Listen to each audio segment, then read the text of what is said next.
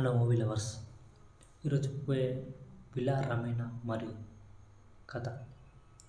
So ఈ cinema గురించి మాట్లాడుకుందాం. ఇది 2023లో రిలీజ్ అయింది. ఆహాస్. సో విలా ఒక గొప్ప ధనవంతుడు. అతని భార్య రమేణ యువత మరియు అందంతో నిండిన వ్యక్తి. ఒకరోజు జేమ్స్ అనే పోలీస్ అధికారి శివుక అనే నిరాశ్రమ యువకుడి పని మనిషిగా విలా ఇంటికి తీసుకువస్తాడు. శిముక నిస్సహాయ పరిస్థితిలో ఉన్నప్పటికీ అతడు నిజాయితీగా పనిచేయాలని నిర్ణయించుకుంటాడు. రమేణ తన అందంతో అతన్ని ఆకర్షించడానికి ప్రయత్నించగా మొదట అందుకు వ్యక్తి ఆసక్తి చూపించాడు. పార్టీల సమయంలో రమేణ మరింత దూకుడు ప్రదర్శిస్తుంది. ఆమె తన మనసులో ఉన్న కోరికలను శిముకకు బహిరంగ చూపుతుంది. శిముక ఆమె ఆకర్షణకు లోనవుతాడు, కానీ అతనికి నైతిక సంకోచాలు ఉన్నాయి.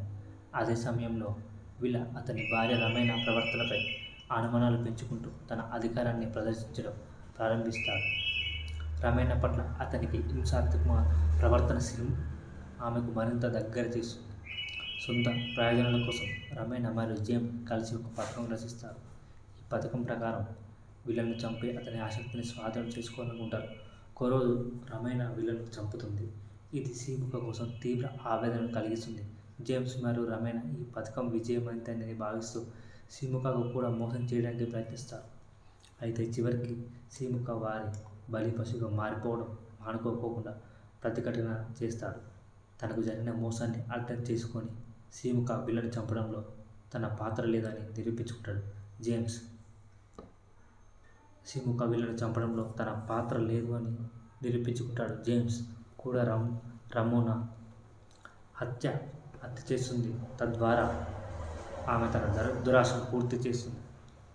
సో ఈ కథ చివరికి రమేణ వంటి తర్వాత ఒకటి అందరినీ మోసం చేసి తన లక్ష్యాన్ని చేరుకోవడంలో విజయవంతమవుతుంది.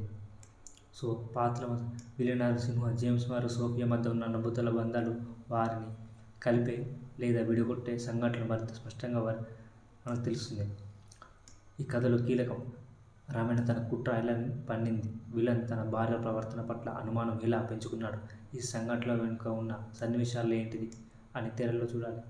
రమేణ మరియు శిముక మధ్య జరిగిన సంభాషణని, వారి అనుభూతులను లోతుగా వివరించండి. సమయ తుఫాను సృష్టించగా ఆ క్షణానికి విపత్కర పరిస్థితులను వివరిస్తే మరింత ప్రాబల్యం ఉంటుంది.